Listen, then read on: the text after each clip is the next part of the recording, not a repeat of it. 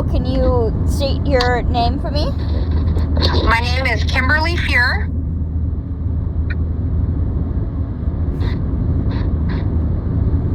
And I'm a teacher at Clinton County R3 School District, which is in Plattsburgh, Missouri. I was a paraprofessional at the elementary level for 3 years. I was a paraprofessional at the middle school level for 2 years, and I am now a middle school science teacher for this past year. Would you mind telling me what a paraprofessional is? A paraprofessional is a person who goes around helping different students with different needs. It depends on the child. It could be due to special education needs, such as one student having ADHD and just needing that one-on-one to keep them focused. It could be a person who needs physical help getting from one place to another because they have a mental disability that causes them to not be able to responsibly and reliably get from one place to another. So they are there with that one-on-one to keep them where they need to be. Another example would be a student has seizures, and so they are literally there just to monitor the safety of the student, and if they should go into a seizure, being able to know what to do and react physically in a timely manner and keep the student safe as possible. Okay, thank you. Okay, so my first question for you is, how did you decide to enter the teaching profession? Well, like I said, I went into as a paraprofessional first. And honestly, the reason I started that job was so that I could be at home more with my children. I wanted to have the same schedule as them. So that's honestly why I applied and got into the profession, was so that I could just have the same schedule as my children. However, that is not why I continue to do my job. And realized very quickly how much I loved my job and how much I loved the kids I worked with. Getting to know them, forming those relationships with them, and I literally fell in love with my job. Being there one-on-one with them, sometimes 3-on-1, 3-in-1, depending which group I was working with. I started out in the elementary grades working with kindergarten through 2nd grade. My first year there, and then the next 2 years I was in elementary. I was a paraprofessional for 3rd through 5th grade. Then within those years, I had multiple different teachers come to me personally. Even the principal of the school district came to me personally and was like, you need to be in your own classroom. You need to be doing this. You are a natural at it. And even students were asking me to become teachers and become their teacher because they wanted to have me as a teacher. It was the push from all of them that got me to go back to school and get my teaching degree. Okay. And so that is why I became a teacher, was the push of everybody wanting me to be their teacher. Okay, sounds great. The next question I have for you is, how did you decide to work at your current school? Honestly, it's close to home. Truly, the school district that I work at is in Plattsburgh, Missouri. My house is literally 2 minutes from the school. I could probably walk to school faster than I could drive to my job. It's just close to home. My kids are all here, and it's easy. It's right here. And and all 3 schools for our district are all very close to each other. The elementary school is on one side of the street, and our high school and middle school are on the opposite side of the street, and they're even connected together by a hallway. So it's just very close to home. Okay.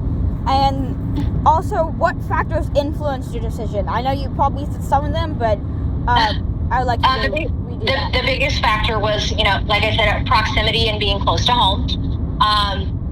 But also work environment is a huge factor.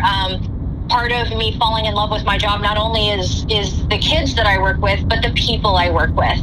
I love the group of teachers that I get to work with on a daily basis. Over the years, they have become very, very close friends. And so that's another important factor, because if I wasn't happy in my current school, I wouldn't stay there. I would try to find a job and a school that I was happy in. But the truth is I love my job. I love where I'm at, and I love the people I work with. Okay, that sounds great. My next question is, what are the most exciting aspects of your work? So, as a teacher and as a pair of both, it has been the same throughout my entire time, and it's what I like to call the light bulb moments. When you're working with a kid and you feel like you're ready to just bang your head into a wall because for whatever reason they just can't get that 3 + 3 = 6, or that 3 × 3 = 9, or that 1/3 + 1/3 is going to equal 2/3. And no matter, what you're doing to help that child, they're just struggling. And then somewhere out of the blue, it's like the light switch is flipped and they finally get it. And seeing that moment of, oh my gosh, Miss Kim, I finally got it. Look. And they show you your work and they're so excited because they finally got it. And it's like a light bulb just flicked on over their head. I've seen it happen in movies. Over the Hedge is a great example of that, where, they get the idea and the little lightning bug flickers over their head and it turns on. And it's the same thing with the kid when they finally get this concept that they've just been struggling with. That is the moment. That's the most exciting thing. When you can get all excited and they get all excited because of what they've learned and what you've helped them learn, there's nothing like it. There's nothing like it. That is the most exciting part of my day. When a kid can come to me and say, like, yeah, look at what I got, Miss Kim. I got a 10 out of 10 on my paper. Worked so hard on this and I got it. So that sounds really exciting. What do you think are the most difficult challenges? For the aspects that with the kids that I've worked with, it's learning the different style for each kid and learning that, okay, a timer for this kid is going to be great, but this kid, you just got to be like, dude, get it together. We got to do this. Or knowing that some of them, you just have to honestly be that tough mom to them rather than just be a teacher. Or knowing that we don't call it a test, because if we say the word test or if we say quiz, they're going to go into a panic attack. So we're going to call it a celebration of knowledge, because if we call it a quiz or a test, it's going to cause these kids to go into a panic attack. Or, learning all of those different styles and those personalities and knowing how to combat them every single day, all while trying to teach them the subject matter that you need to teach them. It's very difficult and it's very challenging. And it takes a lot of work and it takes a lot of time and effort. But again, in order to get through all of that, to get those light bulb moments, the energy and the effort is totally worth it when they finally do get it. Definitely. Could you describe for me the support network available to you in your building? We have a variety. In my building alone, so we're the middle school, there are roughly about 14 teachers, staff in the entire building. The administrative staff, which is our secretary, our principal, our librarian, our paras, that's considered the administrative staff. And they are wonderful, wonderful people. And for whatever reason, somebody's out, and substitutes are kind of a hard thing to find right now. They're the ones who are generally the first ones to step in and say, hey, I'll either step into your classroom or send them to my classroom, or send them to the library. They can hang out in the library and work out. The teachers are the same way. We tend to work together on what we're talking about. For instance, our ELA and our history teacher, they tend to, with the 8th graders, they tend to coincide their teachings with the Holocaust. And so that our English teacher will teach or talk about, and the kids will get to learn about Anne Frank, while the history teacher is talking about the Holocaust. the art teacher, when our sixth graders are talking about ancient Mesopotamian times, our art teacher will tend to have them do artwork from that time period. So they love to work together, and we always try to communicate and just connect. We also, once a month, will have a luncheon where we all, they'll get the janitorial staff, or they'll get coverage from, because we also all have to do lunch duties. And so they'll try to get somebody to cover, so we as a group can sit together one day a month and just have lunch. And we get to do either a banquet, or we have it catered in, or something along those lines, just for us to each have a day, one day a month where we all can just sit together and enjoy each other's company. Or if we just need to be like, oh my gosh, this kid is driving me nuts, who else agrees with me? Sometimes we just need to have that little bit moment, but we all get to do it together, and we get to enjoy our time together. That sounds really fun and really good. My next question is, what certifications or licensure do you hold? Through the state of Missouri, you do have to have the MOGIA. You have to go through the MOGIA testing process. There's also, obviously, you have to have your bachelor's degree in education, whether it be, like for mine, mine's the bachelor degree of science in middle education. It could be elementary, it could be high school, or it could be all the way through K through 12. And then if you want any specialties, there's additional testing that you would have to do through that. But yes, I've taken the Missouri Teaching Education Program test. Okay. What degrees have you earned from which colleges? I have my Bachelor's of Science in Middle Education through Western Governors University. Okay. And what professional organizations are you a part of? The main one that I'm actually a part of is it's Registered Volunteers Program through the USDC bowling program, and I am required to have that for the high school bowling team that I coach at our school district. And I'm currently working on getting my master's in mathematics. Cool. How do you continue your professional development? Our district has 4-day school weeks. So we are out on Mondays every week. And so our school district generally has we have professional development on one Monday a month, where we go in, or there's times where we've done it online.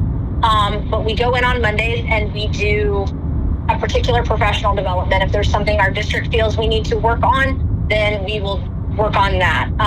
This year, they did something new where we each got to pick what we wanted to do as our professional development.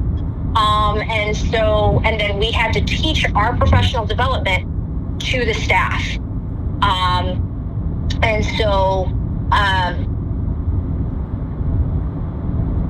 That's one way we do some professional development. We also have professional development on our PBIS days, where one day we will have, there's certain teachers that do this, where we go in and we talk about different behaviors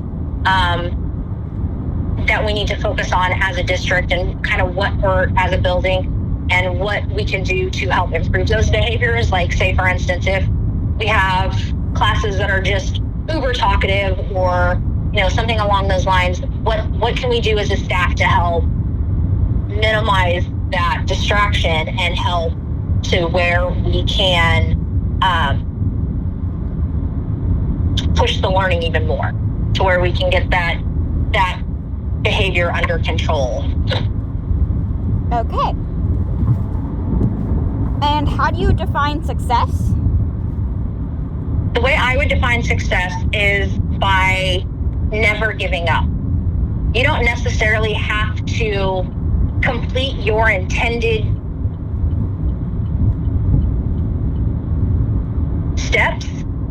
but never giving up. You can try and try and try, and you can still fail, and that is still a success.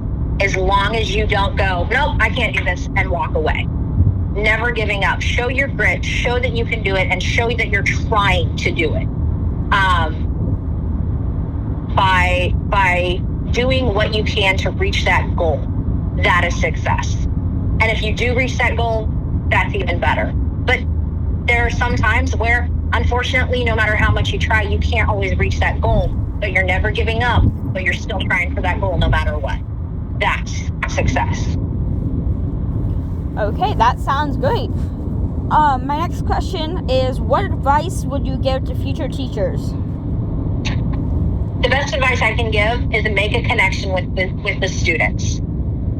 Granted, we aren't there to be their best friend. We are there to educate them. But by being that person that they can go to and they can just be themselves with, they don't feel that they have to put on a show. They don't feel that they have to be somebody else all day, every day. By making a connection with that student and giving them that person, it can make their life a lot easier, because there's a lot of kids that unfortunately don't have the best home lives.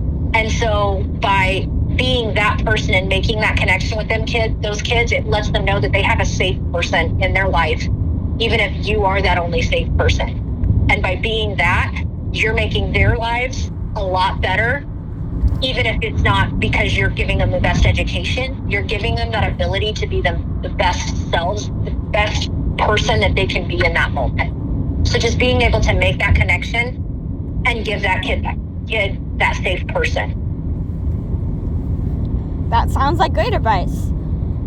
How many hours do you work in a typical week with any extra duty, coaching, sponsorships, etc.? Obviously teaching, we do about 35 to 40 hours a week normal on just regular school days. And then on top of that, you're going to add I add an extra 10 to 15 hours, whether it's grading after school, planning my curriculum.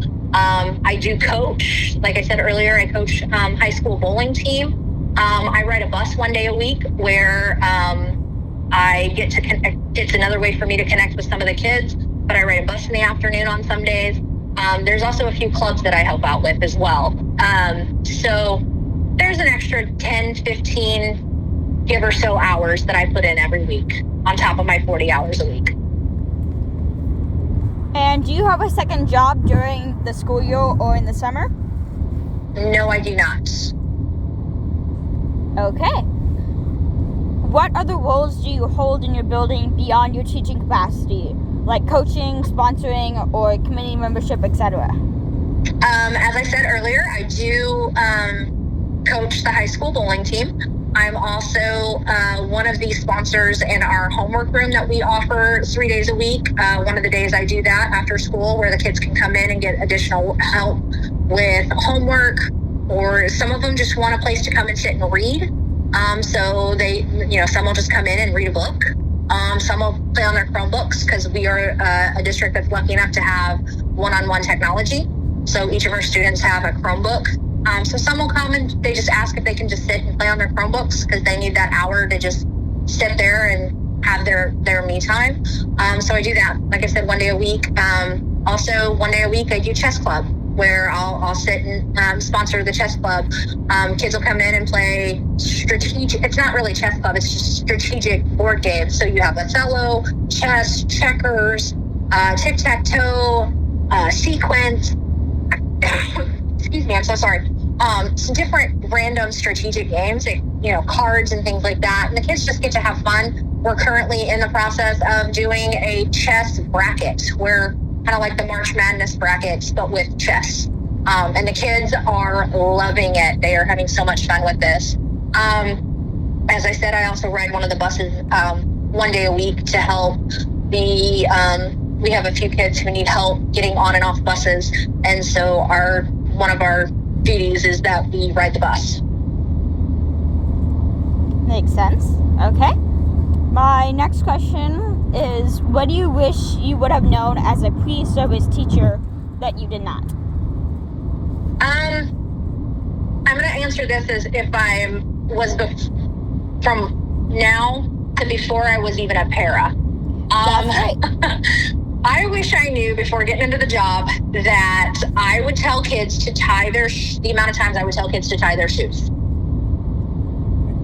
If I had a nickel for every time I told a kid to tie their shoe, I would be a millionaire. And I'm not joking. That the amount of times I tell kids to tie their shoes.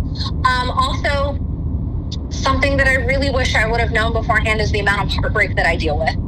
I know that sounds crazy to say, but knowing that some of these kids go home on a weekend and they may not eat but once a day because that's what they're able to afford. One of our students, I found out 2 years ago, she had never even been to Sonic. That was kind of heartbreaking, you know? So we, as a staff, made it a point one day to get a simple meal from Sonic and a drink and bring it to her because she had never gotten that because her family couldn't afford it.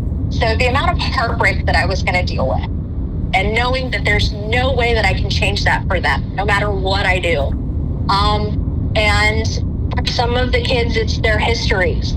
Some of these kids have gone through mental, physical, sexual abuse. And unfortunately, that's just part of life. And for some of those kids, the best thing you can do is just being there for them.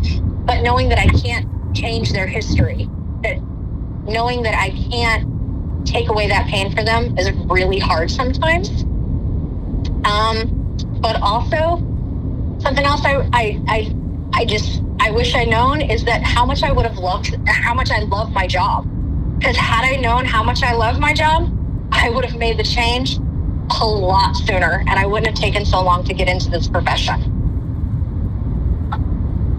Okay. Do you feel like your teaching preparation program prepared you well for teaching? This one's kind of hard for me to answer, and the reason being is because I've been in a classroom for the past 7 years. Goodness gracious, let me learn how to count.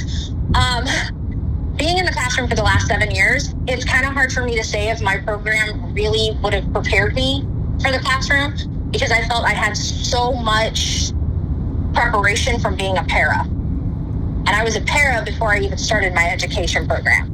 So for me, this is kind of hard to answer just because of the fact I already had so much in classroom experience that I don't know. For me, it was hard to answer this. For me, it's hard to answer this question. That's okay. Because I don't really know. That's okay. I'm just going to go on to my next question, which is how has teaching and or professional expectations changed since you've been in the profession? Being a para, I don't feel I had as much expectations put on me versus being a teacher. As a para, there were certain things that I was needed to do. Like for instance, I talked earlier about if a kid had seizures, if a kid has being able to get from one place to another. But a big thing was like seizures. Like as a para, there were certain expectations for a student who has seizures. As a teacher, there's a completely different set of expectations for you. Also, as a para, you're generally only responsible in a classroom for 1 to 3 kiddos, depending on the situation of the kiddos that you're working with. Whereas as a teacher, you're generally responsible from anywhere from 5 kiddos up to 30 students. One of my classes has 30 students in it. So feeling that's a huge range to deal with from 1 to 3 to 5 to 30. And making sure that those students are all doing what they need to do and making sure that all of those students are, getting educated like they need to be, So that's a huge difference from being a para to being a teacher. The professional expectations I don't feel are really much different between the para and the teacher in the aspect of, every day you're expected to go to work. Every day you're expected to be, dressed in, the school's, according to the school's dress code, and, all of those professional expectations are held to the same. But the big thing is the responsibilities from being a para to being a teacher are different. Totally. If you could change one thing about your job, what would it be? Picking one thing is kind of hard on this one. As I talked earlier, the ability to protect kids from the trauma that they are forced to face that they shouldn't have to face. But then there's also the aspect of the parents who don't feel it's their responsibility to take part in their child's life and be responsible for their child. That's kind of a double-edged sword there, but I think it would be like the amount of parents who don't want to take care of their kids or feel that, oh, I don't really need to worry about my kids, when truly they do. So I think that is one thing that I would change, is just the amount of parent involvement that is sometimes just not there, that really should be there. That makes perfect sense. My next question is, how do you maintain a balance between your professional life and your personal life? In a small town, it's really hard because you can't go anywhere without the kids knowing who you are. As I said, Plattsburgh, Missouri is where I'm at, and it's a very small town. It's one of those, you blink, you almost miss it. And so you walk into Dollar General, or you walk into the grocery store, or you pretty much go anywhere in town, you're going to run into one of the students. It's inevitable. It's going to happen. And so sometimes that's a little hard because I can't walk into Dollar General and be myself. It's when I walk in and I see one of the students, they're always like, "Hi, Miss Kim. Hi, Miss Muir." Depending on how the students know me. Some of the teachers or some of the kids know me as being a para, so they knew me as Miss Kim, whereas some knew me as a teacher, being Miss Muir. So I answer to both. It doesn't bother me at all. Also, having students, children who are in the district as well, a lot of them knew me as, my kids' parents, before I became an educator. So it's really hard to go somewhere. But as in the aspect of grading and stuff like that, and spending time with my family, sometimes you just got to put it down and walk away. There are times where my kids are just like, "Mom, are you going to come and hang out with us? We exist too." So sometimes it's just being, setting it down and going, "You know what? This will wait till tomorrow," or "This will wait till planning period," or something like that. What is one common misconception about teaching that you hear a lot? That we should just be able to deal with all these kids, and it's not the parents' fault that their kid is not doing what they need to do sometimes. And that comes down to sometimes respect isn't taught at home, and they don't feel that they need to be taught that at home, and that we're just going to teach them everything. And so sometimes that can be a misconception. Yeah.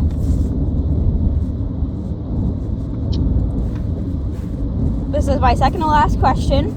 Okay. Can you please share how COVID has impacted you, your class, and teaching in general?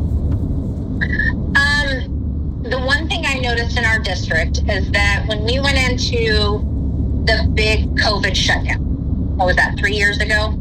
It's been 3 years now, 3 years ago, I think. When our district went into COVID, our students were not required to do their homework. That wasn't a requirement at that time. And now that we are back in session, the students are having a really hard time with the concept of, I need to do my homework, and getting it turned in on time, and being held responsible for the lack of doing their homework. That is something that I've noticed. And also a huge change that happened with aside from just wearing masks, is the constant cleaning that we have to do in between every single class. After each class, we have to go through and we have to spray down the desks with cleaner, and we have to wipe them down. And then, they're supposed to, the kid, we're also supposed to be out in the hallway greeting the kids, but yet we've also got to do this cleaning. And so there's that stress of, do I clean and then do I go out into the hallway in between passing periods, or do I just clean and hope and pray, or, oh shoot, did I get the tables cleaned? So that's a huge change, is having to make sure that, we get the tables cleaned off after in between each class period, and making sure we get the chairs wiped down. And flexible seating can cause issues if you're trying to clean your seating. How do you clean a leather couch with disinfectant sometimes? So things like that can be tricky.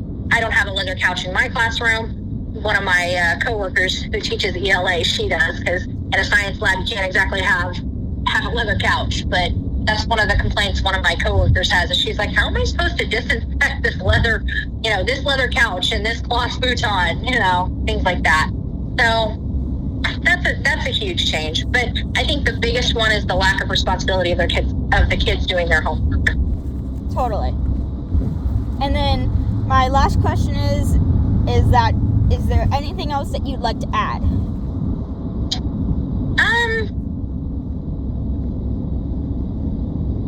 I think if teaching is what you really want to go into, make sure you're doing it for the right reasons, and understand that you're there for the kids, and know that the kids are going to be looking to you for a lot of things, and just being able to know what the kids are looking for. For some of them, it's just, as I said earlier, being that safe person. For some, it'll be literally just for them to come into your classroom, do the work, and leave. And being able to accept that there's some that you will not make a connection with, and that's okay. But there's going to be those kids that you're going to make that connection, and it's going to be a lifelong connection. And being okay with being able to make those connections, and being okay with not being able to make those connections.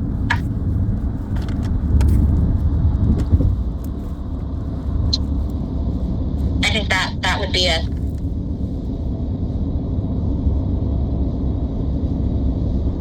Yes, definitely. So that is all the questions I have for you. Thank you for your time, and thank you for letting me do the interview with you. You're very welcome. Thank you. Goodbye.